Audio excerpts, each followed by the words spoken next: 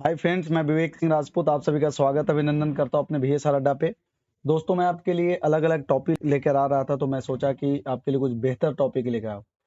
तो भारत जब से आजाद हुआ, उसके पहले और आजाद होने के बाद तक, मतलब आजादी से पहले, मतलब 1757 से लेके 1947 तक कितने गवर्नर थे, कितने गवर्नर जनरल थे, कितने वाइसराय थे, एक एक आदमी के बारे में हम अभी डिस्कस करेंगे। ठीक है। तो बिफोर स्टार्टिंग मैं आपको एक चीज, आपके लिए एक लाइन लाया था कि जो व्यक्ति अपने जीवन में संघर्ष से परिचित नहीं होता, जो व्यक्ति जीवन में संघर्ष से परिचित नहीं होता, इतिहास गवाह है कि वो कभी चर्चित नहीं होता, वो कभी चर्चित नहीं होता। तो दोस्तों, अभी हम देखेंगे सबसे पहला, जब प्लासी की लड़ाई हुई थी उसके बाद से अगर हम देखेंगे तो जब ईस्ट इंडिया कंपनी आई थी भारत में, उसके बाद जब से गवर्नर गवर्नर जनरल बनना स्टार्ट हुआ, तो उस टाइम क्या था, बंगाल जो प्रोविंस था बहुत बड़ा था सर, राज्य। उस टाइम बिहार, उड़ीसा, ये सब जो देख रहे हो सारा एक ही में था। तो सबसे पहला जो गवर्नर थे कौन थे सर? वो बंगाल के गवर्नर थे। सबसे पहले वो थे सर रॉबर्ट क्लाइव। ये इनके बारे में बता दूं कि ये 2 बार गवर्नर जनरल रहे हैं सर। कब से कब तक रहे? एक 1757, ठीक है, दूसरा 1757 से लेके 1760 तक, और दूसरी बार रहे 1765 से लेके 1767 तक। ये द्वितीय बार, यानी कि ये 2 बार रहे हैं। अगर कभी भी ऐसा सवाल आए तो आप सीधे बोलना कि हाँ सर 2 बार बने थे। कभी भी पूछे कि हाँ बताइए रॉबर्ट क्लाइव के बारे में कितने बार गवर्नर रहे थे, तो सर ये बंगाल के 2 बार गवर्नर रहे थे। कब से कब तक? तो सर 1757 से लेके 60 तक, और दूसरा 1765 से लेके 1767 तक। और मैं बता दूं कि रॉबर्ट क्लाइव बंगाल का पहला गवर्नर बने थे। सबसे पहले बंगाल के पहले गवर्नर कौन थे? रॉबर्ट क्लाइव थे। और जब इनका रीजन चल रहा था तो 1765 में अवध के नवाब सुजादुल्ला एवं शाह आलम के साथ इलाहाबाद की संधि भी की थी। ठीक है। और जो मोस्ट इंपॉर्टेंट थिंग है एग्जाम के पॉइंट ऑफ व्यू से, वो है बेटा कि 1765 में बंगाल में द्वैध शासन प्रारंभ। जो अब देख रहे हैं द्वैध शासन जो भारत में शुरुआत हुआ था, तो ये रॉबर्ट क्लाइव के टाइम से ही स्टार्ट हुआ था। इसमें क्या होता था, जो मैं आपको बता दूं कि द्वैध शासन में क्या था कि जो गवर्नर जनरल है वो भी राजपाट करेंगे, और जो नवाब है वो भी राजपाट करेंगे, यानी कि दोनों का शासन रहेगा। द्वैध शासन मतलब बोले तो दो, द्वैध बोले तो दो, यानी कि दोनों का शासन रहेगा। मतलब अंग्रेजों का भी शासन रहेगा और जो बंगाल के नवाब थे उनका भी शासन रहेगा। तो 1765 में रॉबर्ट क्लाइव ही स्टार्ट किया था द्वैध शासन का। ठीक है। अगला देखते हैं सर। अगले जो बने थे बंगाल के गवर्नर वो थे हेनरी वेंसिस्टाट। ये 1760 से 1764 तक रहे थे। फिर हेरी वेरे लास्ट थे, 1767 से 1769 तक थे। फिर लास्ट में थे जॉन कार्टियर, ये 1769 से 1772। इसमें मोस्ट इंपॉर्टेंट क्या, जो आप जान लो कि हेनरी विंस्टार्ट के समय में ही 1764 में बक्सर का युद्ध हुआ था। तो कभी भी आए कि जब बक्सर का युद्ध हुआ था तो उस टाइम बंगाल के गवर्नर कौन थे? तो उस समय थे सर हेनरी वेंसिस्टार्ट। और जो प्रथम आंग्ल मैसूर युद्ध हुआ था, प्रथम एंग्लो मैसूर युद्ध जो हुआ था वो जॉन कार्टियर के समय में हुआ था। ठीक है। चलिए अगला देखते हैं। बंगाल के गवर्नर अब कौन, कब से कब तक? वारेन हेस्टिंग कब से कब तक रहे थे? तो 1772 से लेके 1785 तक। इनके टाइम में क्या था, जो देखिए सर, इन्हीं के टाइम में 1773 में रेगुलेटिंग एक्ट आया था। इनके टाइम में क्या था? रेगुलेटिंग एक्ट आया था। ठीक है। और ये इनके सबसे जो मोस्ट इंपॉर्टेंट है बेटा कि ये बंगाल के अंतिम गवर्नर थे और बंगाल का पहला गवर्नर जनरल हुआ था। जब 1773 में जब रेगुलेटिंग एक्ट आया था तो उस टाइम क्या था कि जो बंगाल का जो गवर्नर थे वो पद हटा के गवर्नर जनरल लाया गया था। तो जब हटाया जा रहा था तब भी ये वो गवर्नर थे, और जब पहला गवर्नर जनरल बना था तब भी यही बने थे। तो वारेन हेस्टिंग अंतिम गवर्नर भी थे बंगाल के, और प्रथम गवर्नर जनरल भी थे। ठीक है। और बंगाल में द्वैध शासन की समाप्ति इन्हीं के टाइम पे हुआ था। ठीक है। और कोलकाता में उच्चतम न्यायालय की स्थापना भी इन्होंने ही कराया है, इन्हीं के टाइम पे हुआ था। और 1781 में हेस्टिंग ने कलकत्ता में मुस्लिम शिक्षा के लिए सबसे पहले मदरसे की स्थापना की थी। ठीक है। उसी टाइम इन्हीं के रीजन में 1782 में जोनाथन डंकन ने बनारस हिंदू यूनिवर्सिटी, बनारस में जो संस्कृत विद्यालय की स्थापना कराई गई, जिसको अभी आप BHU बोलते हो, जोनाथन डंकन के द्वारा कराया था। ये उस टाइम बंगाल के गवर्नर जनरल कौन थे? तो थे सर वारेन हेस्टिंग। और पीट्स इंडिया एक्ट इन्हीं के टाइम पाया था 1784 में। ठीक है। और जो प्रथम मराठा अंगल युद्ध तथा सालबाई की संधि 1782 इसी के शासनकाल में संपन्न हुई थी। तो कुल मिला के ये बेटा कि वारेन हेस्टिंग से रिलेटेड जब भी आए तो अब यही बोलना मुख्य चीजें कि 1773 में इनके टाइम में रेगुलेटिंग एक्ट आया था और ये अंतिम गवर्नर थे, प्रथम गवर्नर जनरल थे। इनके टाइम पे द्वैध शासन खत्म कर दिया गया था। कोलकाता में जो सुप्रीम कोर्ट देख रहे हो ये इन्हीं के द्वारा बनाया गया था। और जो प्रथम जो महिला जो मुस्लिम लोग के लिए था, इन्होंने मदरसा भी खुलवाया था और इन्हीं के टाइम पे बनारस संस्कृत विद्यालय की भी स्थापना करी गई थी और पिट्स इंडिया एक्ट भी पारित हुआ था। ठीक है। और मराठा अंगल युद्ध भी इन्हीं के टाइम पे हुआ था। ठीक है। चलिए अगला देखते हैं सब बंगाल के गवर्नर लॉर्ड कॉर्नवालिस। नेक्स्ट कौन है सर? लॉर्ड कॉर्नवालिस कब से कब तक रहे? तो 1786 से 1793 और 1805 में। ठीक है, 2 बार रह चुके हैं। ठीक है। चलिए और इनका क्या है सर? तो पुलिस सेवा का जनक इनको बोला जाता है। अभी जब जितना देख रहे हो पुलिस जो या फिर सिविल सेवा जो सिविल सर्विसेज देख रहे हो, इसके जनक लॉर्ड कॉर्नवालिस हैं। ठीक है। और वारेन हेस्टिंग ने प्रशासनिक सेवा की नींव रखी थी। हेस्टिंग ने नींव रखा था बट कॉर्नवालिस ने इसे आधुनिक और तर्क संगत बनाया। ठीक है। इसलिए कॉर्नवालिस को भारत में प्रशासनिक सेवा के जनक के रूप में जाना जाता है। ठीक है। और 1793 में अस्थायी बंदोबस्त की पद्धति लागू इन्होंने ही किया था। ठीक है। और तृतीय मैसूर युद्ध 1790 से 92 तक जो चला था तथा श्रीरंगपट्टनम की संधि इसी के शासनकाल में हुआ था। ठीक है। किनके शासनकाल में? तो लॉर्ड कॉर्नवालिस के शासन में। चलिए नेक्स्ट है बेटा बंगाल के गवर्नर लॉर्ड वेलेजली। कौन है? Lord Wellesley. कब से कब तक रहे थे? तो 1798 से लेकर 1805 तक। इनके बारे में थोड़ा देखते क्या है। तो लॉर्ड वेलेजली ने 1798 में सहायक संधि की शुरुआत की। किस चीज की इन्होंने शुरुआत करी थी सर? तो इन्होंने 1798 में सहायक संधि की शुरुआत की। सहायक संधि में शामिल होने वाले राज्यों में कंपनी एक सहायक सेना रखती थी एवं संबंधित राज्य में एक ब्रिटिश रेजिमेंट को नियुक्त किया गया था। मतलब कहने का मतलब हुआ कि अगर आपको लगता है कि आपको सुरक्षा चाहिए, ठीक है, तो अगर कोई नेता है तो उसको सुरक्षा के लिए Z+ सिक्योरिटी दी जाती है। तो उस टाइम के राजा महाराजा थे, उनको सुरक्षा के लिए उस टाइम जो ब्रिटिश जो था अपना एक रेजिमेंट देता था, अपना सेना वहां पे नियुक्त करता था। ठीक है। और सहायक संधि स्वीकार करने वाला पहला राज्य हैदराबाद था। सहायक संधि जो प्राप्त करने वाला सबसे पहला राज्य कौन था? तो हैदराबाद था। और कलकत्ता में नागरिक सेवा में भर्ती किए गए युवकों को प्रशिक्षित करने के लिए फोर्ट विलियम कॉलेज की स्थापना की। किसने करी थी? लॉर्ड वेलेजली ने। इसने ही इसी के समय में बंगाल, और क्या बता दूं इनके बारे में, इनको बंगाल का शेर भी कहा जाता था, लॉर्ड वेलेजली को। ठीक है। चलिए अगला है सर बंगाल के governor Lord William Bentinck. Lord William Bentinck से बहुत चीज आपने पढ़ा होगा, आज इनके बारे में भी देख लो। वारेन हेस्टिंग था वो अंतिम गवर्नर था, बाद में गवर्नर जनरल बना। ठीक है। लेकिन कब? जब 1773 में रेगुलेटिंग एक्ट आया था तब। ठीक है। लेकिन बाद में क्या हुआ सर कि 1833 में चार्टर्ड एक्ट आया। उसमें क्या हुआ कि जो बंगाल के जो गवर्नर जनरल थे उनको क्या बना दिया गया? भारत के गवर्नर जनरल बना दिया गया। क्या बना दिया गया? अब ये सिर्फ बंगाल के गवर्नर जनरल नहीं रहेंगे सर, ये पूरे भारत देश का, मतलब पहले के राज्य के गवर्नर जनरल थे। अब जैसे ही चार्टर्ड एक्ट आया 1833, तो उसमें इनको क्या है सर? तो इनको पूरे भारत वर्ष का गवर्नर जनरल बना दिया। ठीक है। और लॉर्ड विलियम बेंटिक भारत का पहला गवर्नर जनरल बना। ठीक है। और इन्होंने कुछ अच्छे काम भी किए। क्या क्या काम किया था? तो राजा राम मोहन के सहयोग से इन्होंने 1829 में सती प्रथा को समाप्त कर दिया। जो पहले सती प्रथा चलता था कि किसी के अगर पति जी हैं, अगर गुजर गए हैं, तो जो महिला रहती थी उनको बोला जाता था कि आप भी इस अग्नि में समाहित हो जाए। तो वो जो प्रथा चल रहा था उसको उन्होंने क्या किया? बंद करवा दिया बेंटिक ने। और सामाजिक सुधार के क्षेत्र में सती प्रथा की समाप्ति इनका प्रशंसनीय कार्य था। ठीक है। और इनके समय में जो ठगी प्रथा था वो सब क्या था? इन्होंने बंद करा दिया। ठीक है। किनके मदद से? तो कर्नल स्लीमन तथा स्थानीय राष्ट्रों की मदद से 1830 तक ठगी प्रथा का अंत कर दिया। और इसने अंग्रेजी माध्यम को उच्च शिक्षा का माध्यम बनाया। जो आज जो अंग्रेज जो देख रहे हो इंडिया में, इतने जो इंग्लिश बोल रहे होंगे, ठीक है, तो जो अंग्रेजी शिक्षा का जो प्रारंभ हुआ ना, लॉर्ड विलियम बेंटिक के टाइम से ही हुआ है। ठीक है। चलिए अगला देखते हैं।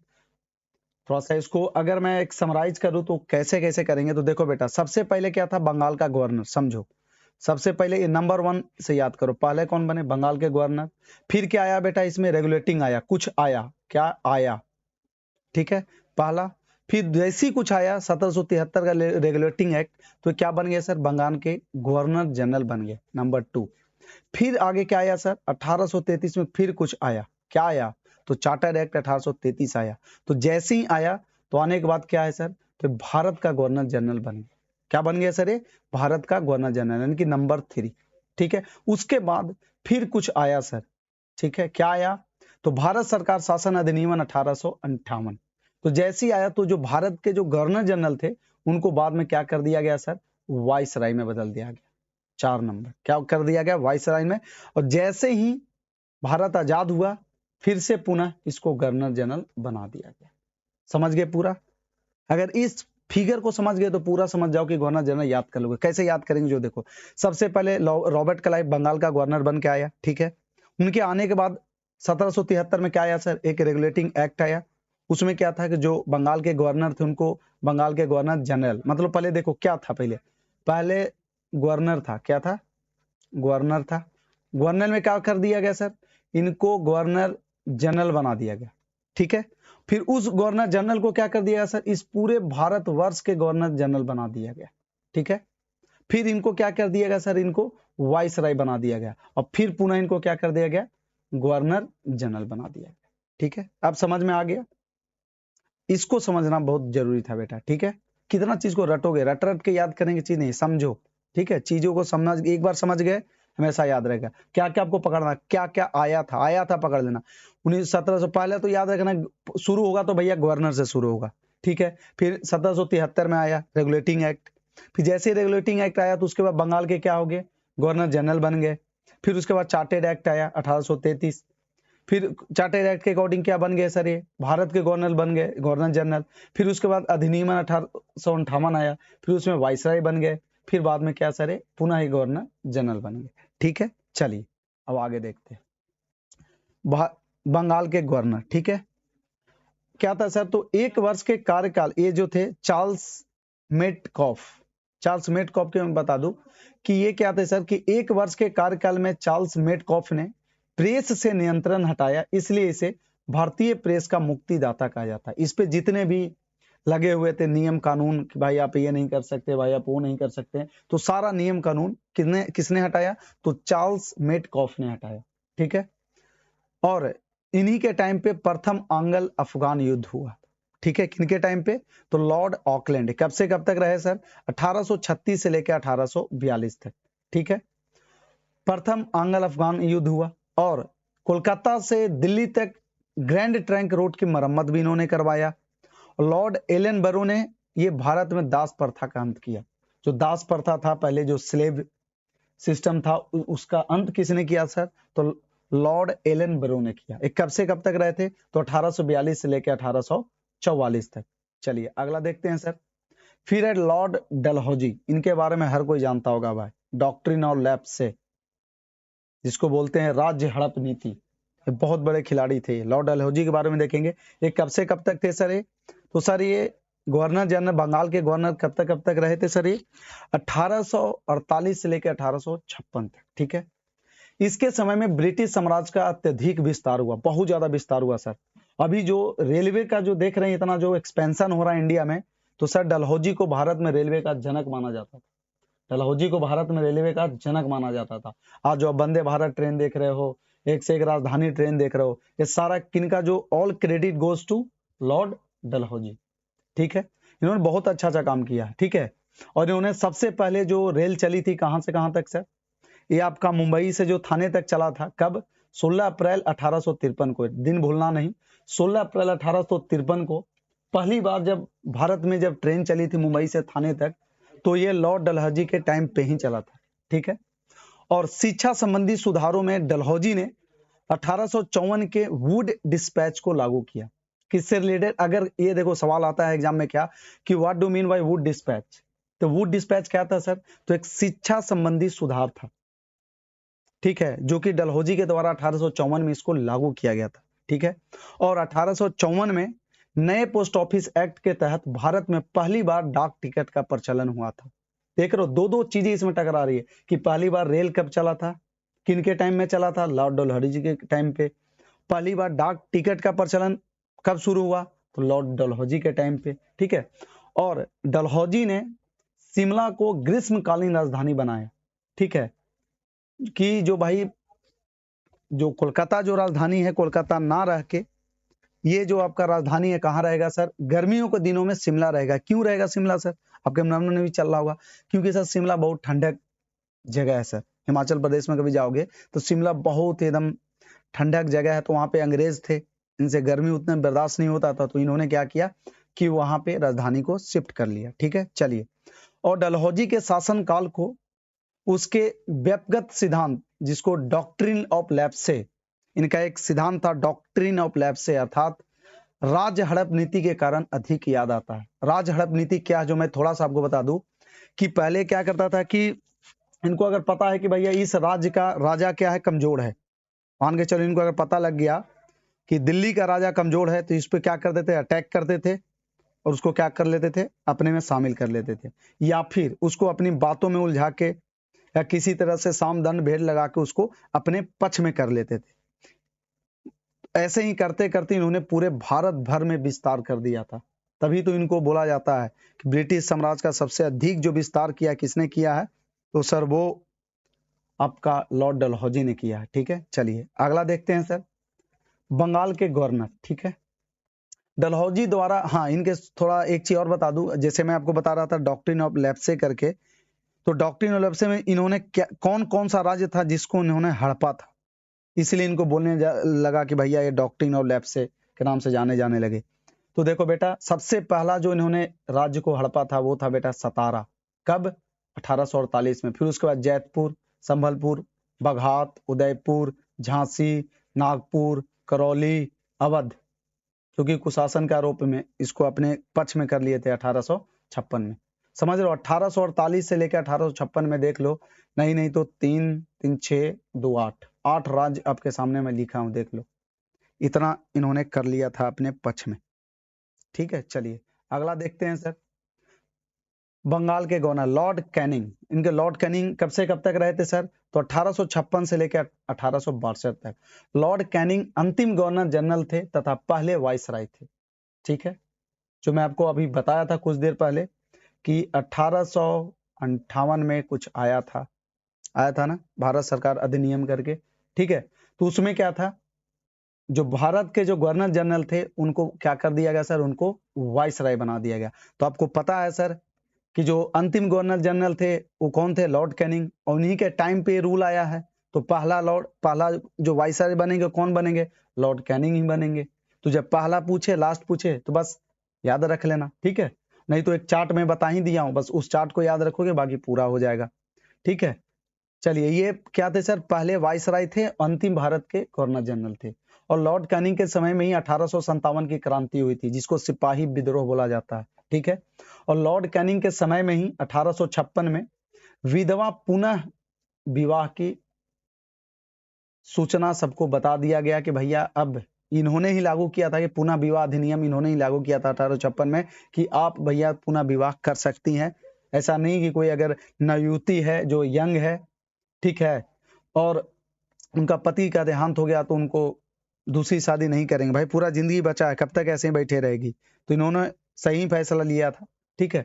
चलो, और क्या थे सर, तो कोलकाता, मुंबई, मद्रास में हाई कोर्ट की स्थापना डलहौजी के हड़प सिद्धांत इन्होंने ही किया था, ठीक है।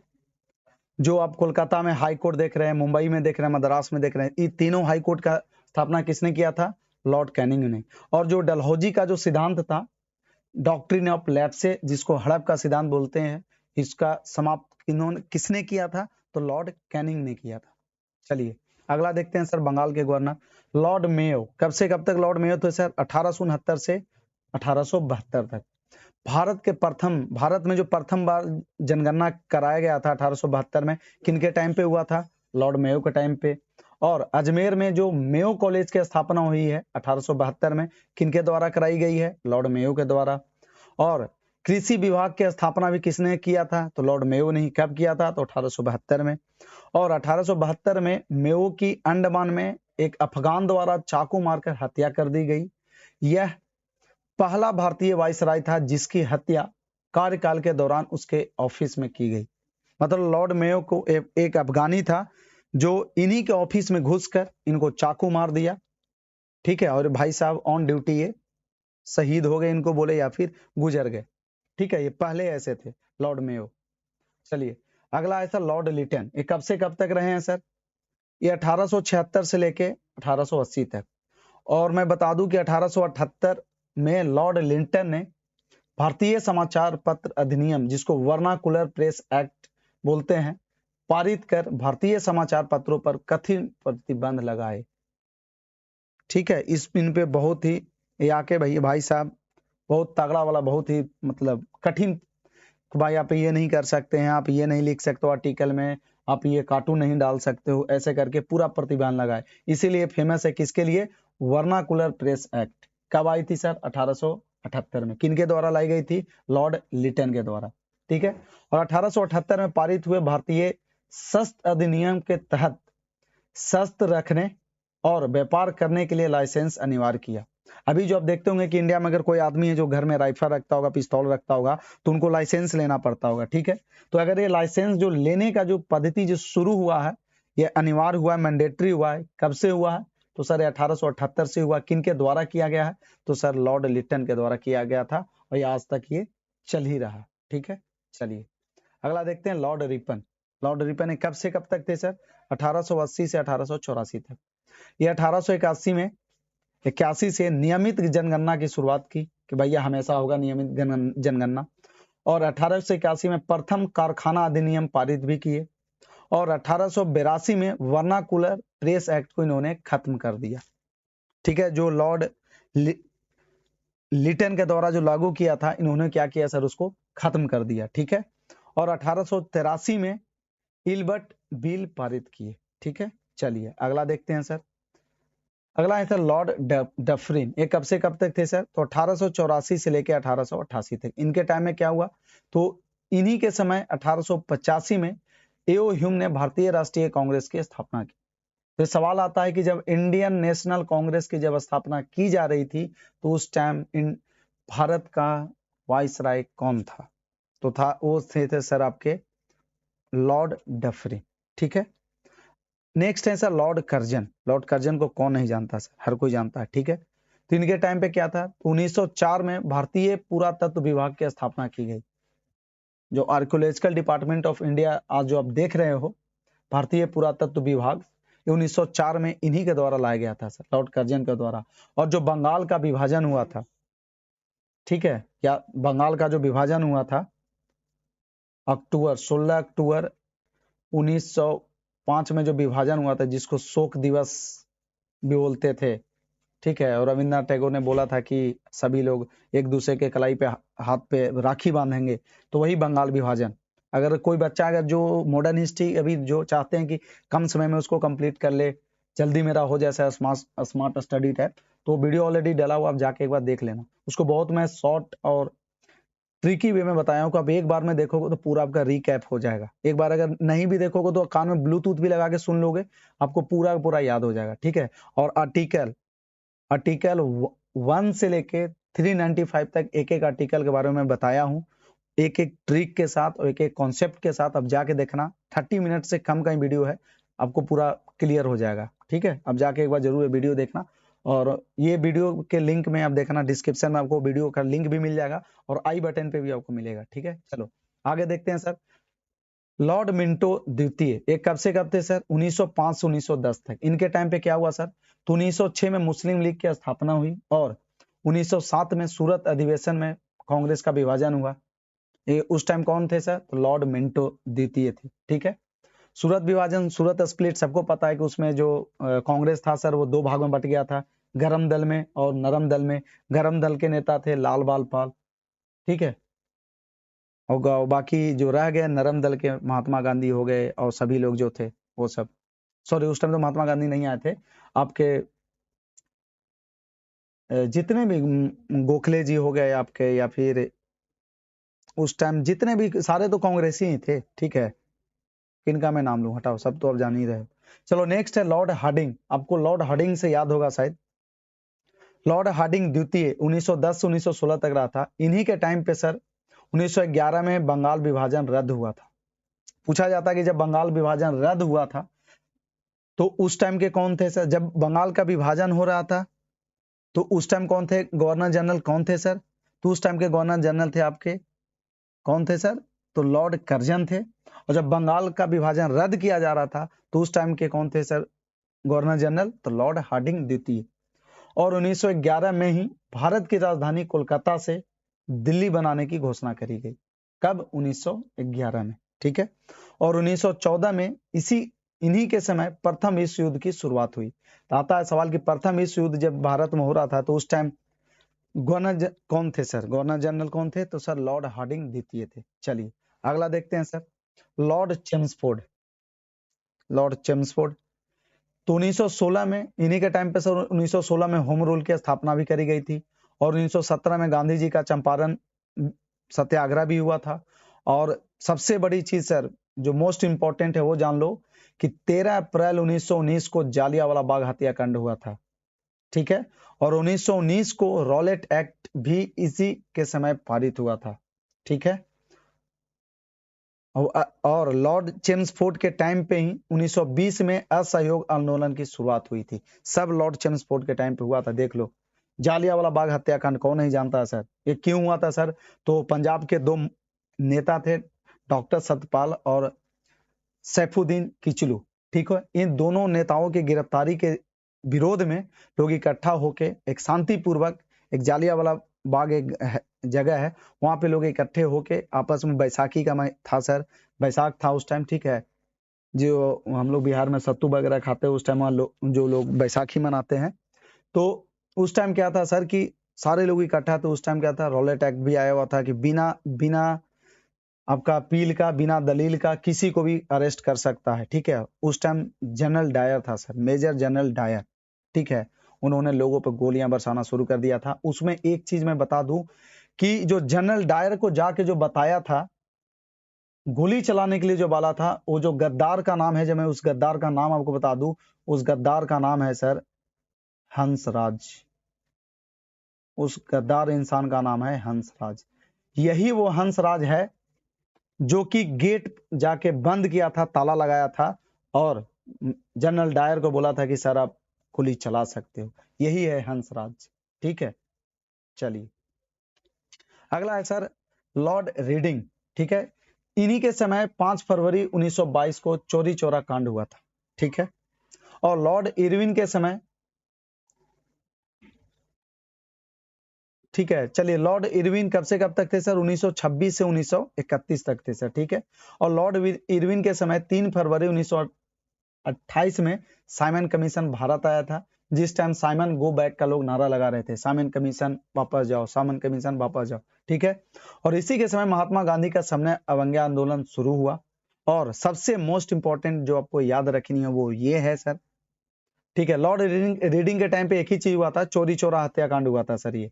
ठीक है। ये वाला आप ये याद रखो। मेन लॉर्ड इरविन के टाइम का याद रखो कि 12 नवंबर 1930 को फर्स्ट राउंड टेबल कॉन्फ्रेंस हुआ था, जिसको पहला गोलमेज बोलते हैं। ठीक है। और दूसरा 4 मार्च 1931 को गांधी इरविन समझौता पर हस्ताक्षर के साथ सविनय अवज्ञा आंदोलन स्थगित हुआ था। और गांधी का 11 डिमांड भी था सर, आपको शायद पता होगा 11 डिमांड ऑफ गांधी। ठीक है। जिन्ना का भी डिमांड था। ठीक है।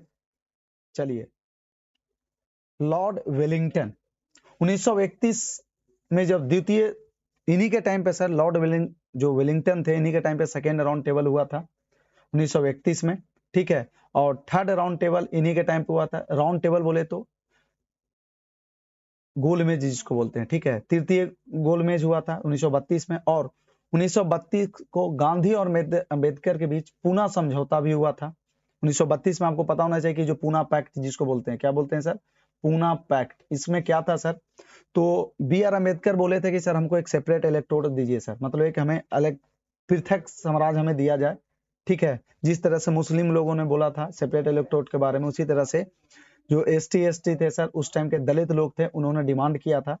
इससे गांधी जी बहुत नाराज हुए थे। गांधी में जी आपके जेल में हड़ताल पे चले गए, फिर इनको राजेंद्र प्रसाद हो गए, ये सब जाके इनको मनाए, तब जाके इन दोनों का समझौता हुआ। तो उस टाइम क्या था कि जो कुछ मेरे को एग्जैक्ट सीट नहीं याद है, शायद 71 या 74 से लेके 143 या 144 से सीट तक इनको बोला कि ठीक है ऐसा करो, अब नंबर ऑफ सीट बढ़ा लो। ठीक है, तो दलितों की जो सीट की संख्या थी उस टाइम बढ़ गया था। ठीक है, यही आपका पूना पैक्ट था। ठीक है, और भारत सरकार अधिनियम 1935 इन्हीं के समय में पारित हुआ, लॉर्ड वेलिंगटन के टाइम पे, याद रखना। ये जितना भी आज देख रहे हो ना, यहीं से शुरुआत हुआ, जड़ यही है। ठीक है, और वाइसराय के तौर पर सर्वाधिक लंबा कार्यकाल जो रहा है, सर्वाधिक जो कार्यकाल रहा है वो है सर लॉर्ड लिनलिथगो। कब से कब तक रहे हैं सर? इनका 1936 से लेकर 1943 तक। ठीक है, चलिए, वाइसराय के तौर पर सर्वाधिक लंबा कार्यकाल इन्हीं का रहा है। प्रथम आम चुनाव 1936-37 में इन्हीं के दौरान कराए गए थे, और 1940 में जो अगस्त प्रस्ताव जो आया था इन्हीं के टाइम पे हुआ था, और जो क्रिप्स मिशन भारत में आया था ये इन्हीं के टाइम पे आया था, 1942 में जो आया था। ठीक है, चलिए, नेक्स्ट है सर लॉर्ड माउंटबेटन। अब हम लोग बहुत ही करीब अंतिम स्लाइड में पहुंच ही गए हैं। ठीक है, नेक्स्ट है सर लॉर्ड माउंटबेटन। ये 1947 से 1948 तक थे। ठीक है, भारत का अंतिम वाइसराय कौन थे सर? तो सर लॉर्ड माउंटबेटन। स्वतंत्र भारत का पहला गवर्नर जनरल कौन थे सर? Lord Mountbatten. ठीक है, लॉर्ड माउंटबेटन। ठीक है, और 15 अगस्त 1947 को हमारा प्यारा भारत अंग्रेजों से स्वतंत्र हो गया, और जैसे ही स्वतंत्र हुआ तो सर स्वतंत्र भारत के प्रथम तथा अंतिम भारतीय गवर्नर जनरल कौन थे सर? तो कोई और नहीं बल्कि सी राजगोपालचारी जी थे। ये कब से कब तक रहे थे सर? तो 1948 से लेके 1950 तक। ये था बेटा आपका पूरा गवर्नर जनरल और वाइसराय। अगर आपको लगा हो कि मेरा वीडियो बहुत अच्छा लगा हो, सर अच्छे से बताए हो, तो प्लीज आपसे मेरा रिक्वेस्ट है कि आप सभी को शेयर जरूर करना। ठीक है, और चलते चलते मैं आपको इतना बता देना चाहता हूं, जो आपके लिए चंद लाइनें जो आपको आदत है मेरा कि आपके लिए लेकर आता हूं, कि मेहनत के दिए जलाए जा, सफलता के परचम लहराए जा। मेहनत के दिए जलाए जा, सफलता के परचम लहराए जा।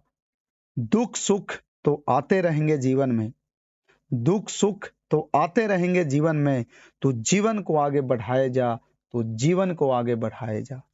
तो दोस्तों, इन्हीं चंद शब्दों के साथ आज का वीडियो को मैं यहीं पे समाप्त करता हूं, और फिर हम मिलते हैं अगले वीडियो में नए कॉन्सेप्ट के साथ और नए जोश नए जुनून के साथ। और आप सभी दोस्तों को तहे दिल से शुक्रिया। आज हमारा VSR अड्डा परिवार 5000 यूट्यूब पे फैमिली कंप्लीट कर चुका है, मतलब 5000 सब्सक्राइबर हमारा हो गया है। तो ये सिर्फ हमारा मेहनत नहीं, आप सभी का सहयोग से ही हुआ है। आप सभी को तहे दिल से शुक्रिया। पूरी VSR अड्डा परिवार आपका तहे दिल से शुक्रगुजार रहेगा, और हम आशा नहीं पूर्ण विश्वास के साथ ये कह सकते हैं कि आप जिस तरह से पहले सपोर्ट कर रहे थे वैसे आज भी कर रहे हैं, और आगे इससे ज्यादा ही हमें सपोर्ट करते रहेंगे। चलिए, शुक्रिया, बाय बाय, टेक केयर, जय हिंद।